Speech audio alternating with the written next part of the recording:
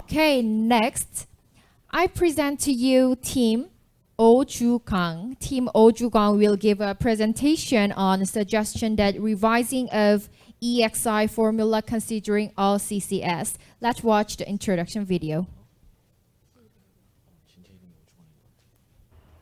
Hi, here's Team Ohjukang speaking. At first, we are so excited to be in this assembly.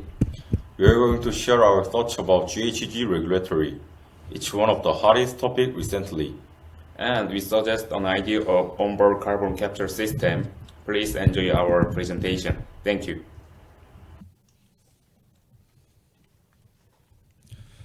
Good afternoon, we are Team Ohjukang. Our presentation topic is revision of the EXI formula considering OCCS. The presentation will follow this order. At the 80th MEPC conference, there were main topics on the agenda. One of the hottest topics was greenhouse gas reduction. And here is why we selected this topic. It is included in the strategic direction of the IMO SD3, response to climate change. The background for the presentation encompasses the IMO greenhouse gas reduction strategies with a specific focus on the EXI regulations within this framework, as well as the newly introduced concept of life cycle carbon assessment during this conference. The IMO has been implementing the EXI regulations since January 2023. Furthermore, the ultimate goal of the IMO is to nearly eliminate carbon emission by 2050. This slide represents the flow of regulations. As the regulations become more and more specific, research into alternative fuels is actively progressing. It is anticipated that in the near future, there will be a growing number of alternative fuel-powered vessels on the seas. However, during this transitional period, when existing vessels are currently in operation or under construction, it is considered a reasonable approach to capture carbon directly from the seas while striving to meet the effective EXI regulations through the process of transitioning to alternative fuels. GHG regulatory of IMO can be divided into two main categories, EXI and CII. CII is a carbon intensity index. CII refers to the value obtained by calculating and indexing the amount of carbon dioxide discharged from transporting 1 ton of cargo at 1 nautical mile using the operation information of the ship, such as fuel usage and operating distance. CII is distinguished from EEXI calculated before operation based on the specification of the ship, in that it is an indicator that is calculated post-mortem based on actual operation information. In addition, even with the same vessel, the CII calculation value may vary depending on the weather such as tide and wind, the optimal route operation, and performance such as speed. We focused on EEXI, which related to design stage considering specification of ship, because we are interested in naval architecture. Each one excerpt from the 80th MEPC. That's where the term LCA came in. What is LCA? LCA can be understood as the sum of well-to-tank and tank-to-wake. Carbon emission from fuels like methanol, hydrogen, ammonia can also consider tank-to-wake steps. EXI is energy efficient existing ship index, and the formula below is used to calculate the efficiency index. It involves dividing the carbon dioxide emission by the product of the ship's capacity and speed. Therefore, reducing carbon dioxide emission is one of the ways to lower the EEXI index. Our proposal relates to the modification of this formula. We suggest allowing a deduction of carbon emission equal to the amount of carbon capture done behind the thick green term in this formula. As of 2022, statistics regarding the compliance of South Korea flagged vessels with EEXI regulations reveal a concerning situation. A substantial 72% of these vessels are unable to meet this regulation. This results in reduced efficiency and economic losses for ship operators. Furthermore, it can impede the transition to alternative fuels, potentially acting as a hindrance in South Korea's path toward achieving net zero emission by 2050.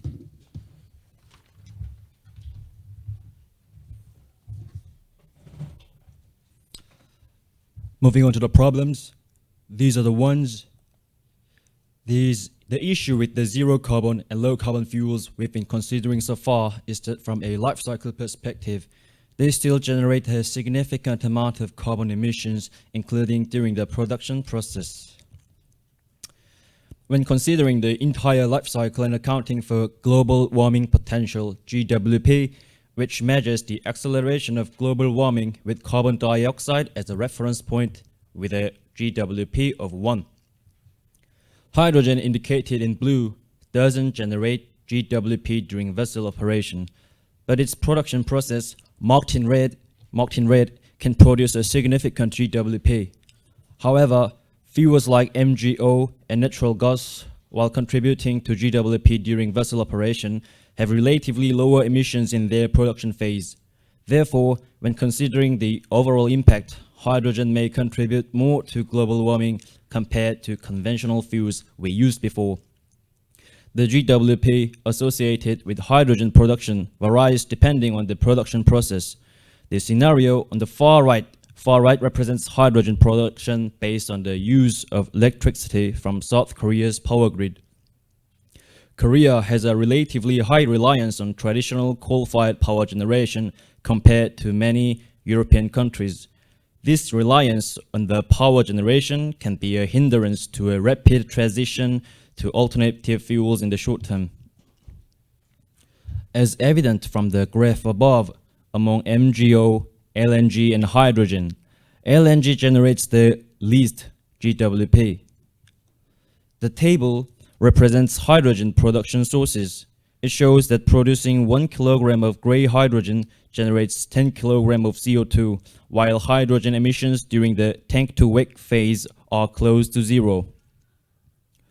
When considering the production sources, hydrogen cannot be considered an entirely clean fuel. This type of hydrogen is referred to as gray hydrogen.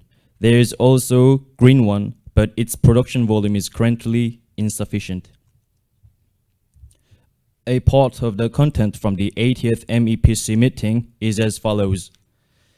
Many member countries acknowledge the significant role that OCCS can play in greenhouse gas reduction. Countries in East Asia, including South Korea, along with Norway, consider OCCS to be one of the means to achieve carbon neutrality. Another issue is that there is a significant shortage of green methanol compared to the current demand. While the international demand for methanol is around 100 million tons annually, the production of green methanol is less than 1% of global production.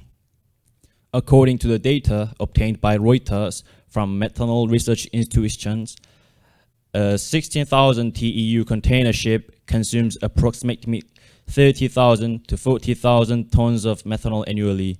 Furthermore, methanol demand is increasing at a rate of 6 to 8 million tons per year. Therefore, it's evident that the supply of methanol is still significantly insufficient. When it comes to hydrogen bunkering, in South Korea, there is currently a lack of legal definitions and foundations regarding hydrogen bunkering. Moreover, it's worth mentioning that the successful injection of hydrogen fuel on board a commercial vessel was first accomplished on November 18, 2021. Just considering this fact, it becomes apparent that an immediate transition to methanol and hydrogen is deemed challenging from a practical standpoint. As of April 2023, there has been a notable increase in the number of LNG-powered vessels, with 129 ships added to the fleet, including those currently in operation and under construction. According to DNV, it is anticipated that the LNG ship fleet will continue to grow significantly, with an estimated 904 LNG vessels representing a 154% increase compared to 2022. Expected to be in operation by 2028, additionally, LNG bunkering vessels are expected to nearly double in number in 2025 compared to 2022. Therefore, it appears that despite the challenges related to the supply of alternative fuels and regulatory support, the conventional fuel system is likely to dominate the shipbuilding and maritime industry for the foreseeable future. Looking at this graph, it's evident that there is a significantly higher order volume for LNG ships compared to other fuel types. This trend is likely to continue in the foreseeable future. Considering that the typical lifespan of a ship is around 30 years, it's reasonable to expect that the LNG ships will continue to be prevalent until at least 2050. However, maintaining existing LNG ships as they are may not be feasible for achieving net zero emissions.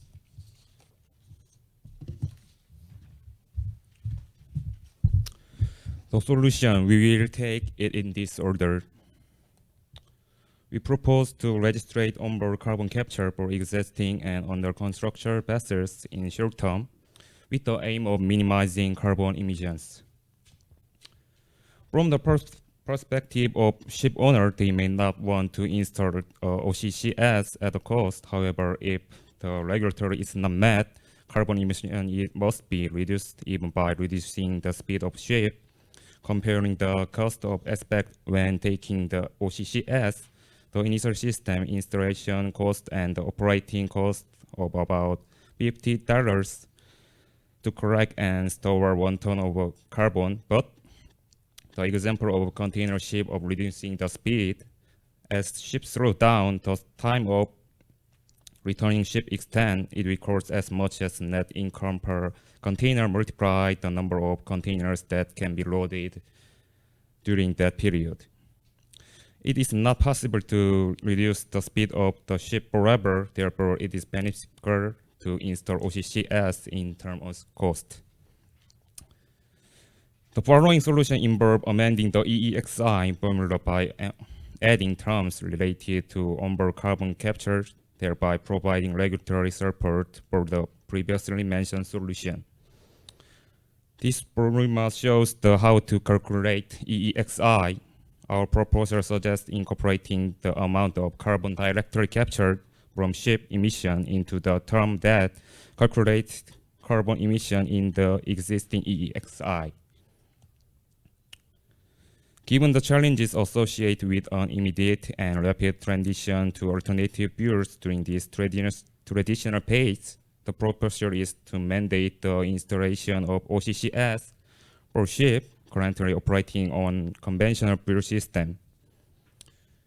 This would ensure the short-term compliance with EEXI regulation, leading to a more environmental friendly approach that aligns with the 2050 carbon neutrality goal, while providing a bridge for the maritime industry to transition to alternative fuels. Conclusion. Our argument is based on several factors. Firstly, the current compliance stage of Korean domestic ships with regulations. Second, the shortage of infrastructure for the supply of alternative fuels. Thirdly, the active presence of conventional fuel ships and LNG power vessels in the fleet. Lastly, the rapid growth and successful validation of OCCS technology, especially on board LNG carriers, which led to the proposal of modifying the EEXI regulation to incorporate capture carbon on board and installation of OCCS on LNG carriers in short term. This approach aims to ensure regulatory compliance while simultaneously striving for a long-term transition to alternative fuels. To emphasize, the current focus on greenhouse gas reduction is growing, and IMO is advocating for achieving net zero carbon emission by 2050. However, it is acknowledged that the transition from conventional fuel system to alternative fuels cannot be achieved rapidly. Research and instruction technology on certification system of LCA of carbon dioxide capture on board are expected to be needed in the future. Therefore, our team proposal emphasizes concurrent efforts in researching alternative fuels, building infrastructure, and in parallel, implementing onboard carbon capture for existing under construction and older ships. This approach aims to reduce carbon emissions And we propose amending the existing EEXI formula to accommodate this strategy. Thank you. Thank you so much, Team Ohjukang, for the nice presentation. And we will take a Q&A session. First, I'd like to invite judges for a question. Okay, Captain Kwak, please. Thank you very much for your outstanding presentation, Team Ohjukang. As you know, IMO revised its strategy to achieve net zero close to 2050 at MEPC 80. Accordingly, the role of eco-friendly fuels such as LNG, which were expected to play a significant role in the 50% reduction goal, has been gradually reduced and retreated. It is evident that carbon capture technology will play a crucial role in the fuel transition to fully carbon neutral fuel. So, one question, do you know how much carbon dioxide or carbon is generated when burning 1 ton of fossil fuel on board?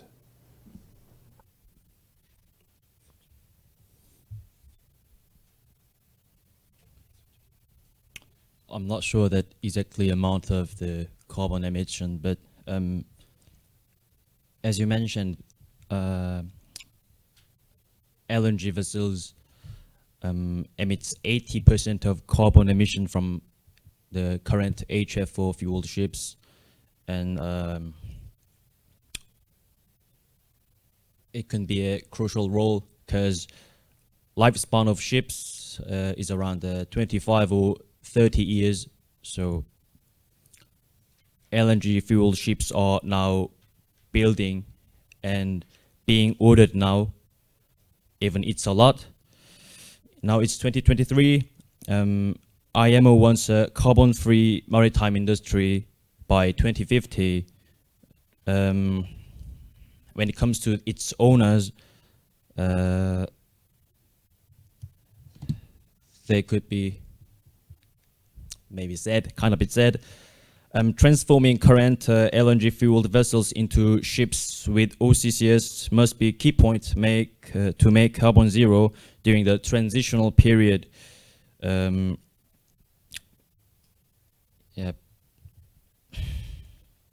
Okay, Captain Kwak, can you give them an answer?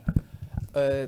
The generated carbon or carbon dioxide much more than the burned fuel.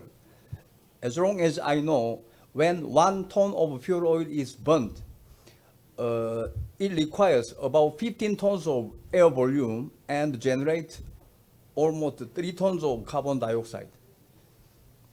And the problem is that the captured carbon must not be released back to the atmosphere during the transportation and the storage process. You said the LNG fueled ship, the expansion of LNG fueled ship is slowed down due to the infrastructure. The LNG bunker ship needs a great amount of invest. Around 20,000 CBM bunkering fuel, LNG bunker vessel, the building cost is almost $100 million US. Same, the carbon storage, transportation, and permanent storage infrastructure should be made to adapt the carbon capture into the EEXI and the EEDI calculation formula. What do you think? Lovely point you gave. We already know it. We already recognize about it. It's too early to use this one in the field. I know it, but yeah. Okay, I believe it's really critical comment and question, so it cannot be responded at this place because it's important point. So I want you to deal within this paper and hope to answer later. Okay, let's move to another question. Okay, Dr. Park, please. Yeah, thank you for your interesting presentations. Is according to your presentation, is your one of the solution for reducing to the greenhouse gas CO2 matter.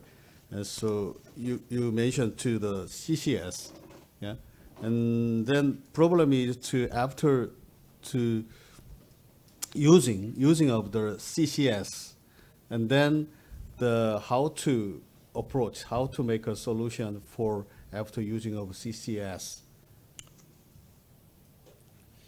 Using it as a green methanol or green hydrogen.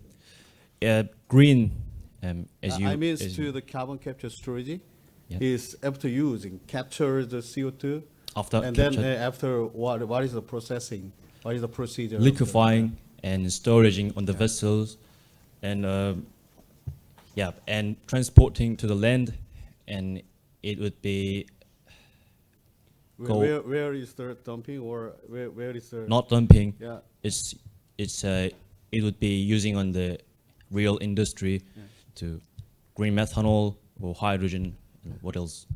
Yeah, I understand. Anyway, I would like to recommend to the life cycle assessment, and so it's better to forget to the now is the IMO to the fixed to the life cycle assessment from the well to wake. You don't need to consider to the well to wake, well to tank to wake. Yeah, that is my comment. Okay, thanks for your recommendation. And are there any questions on the floor? Okay, Team Crescendo, please. First, thank you for a great presentation, Ohjukang. I have one question in solution part. What means of payback process when comparing price and the application of onboard carbon capture and installing operation cost? Please explain about this. Comarin 2023, which held in last October, we found that four and five enterprises claimed its payback period as a 2 to 3 years. They displayed it and pasted on the everywhere. I asked him how it calculated, but he didn't reply to it. But guess what? CAPEX, sum of CAPEX and OPEX during a couple of years is lower than financial loss due to a slowing down ships. Maybe that's why. I don't know exactly. Any comments? No. Okay, thank you. And okay, Team Maserati, please. First, thank you for your interesting presentation about EXI. I have one question. Even South Korea, as occurred, advanced saving country mentioned that it has not met the EXI regulations so far. I wonder if there are any solutions for the technical cooperation on how developing countries can implement it, especially in the cases of onboard carbon capture storage, which will entail large costs for the installation of ships. Thank you. May I beg your pardon? Last word. Last point you said. I mean, which will entail large costs for the installation of ships. So, furthermore, it may be reasonable in terms of price, but it is questionable whether it will help reach EXI's original goal of zero carbon. May I take a moment? So 50 seconds. I mean, is it really realistically possibility to apply the system of OCCS? It's challenging now. It's too difficult to install the real vessels now. But in the near future, foreseeable future, it could be. It could be. Thank you. Okay, thank you. And are there any short comments on judges? Okay, no. We have 15 seconds, so okay, we have to wrap it up here. Okay, one more question. As long as I know, HMM will have a plan to install the carbon capture system on board next year as a pilot vessel. Thanks for your advice. Okay, and we have to wrap it up here. Thank you very much, Team Ohjukang. Please give them a big round of applause.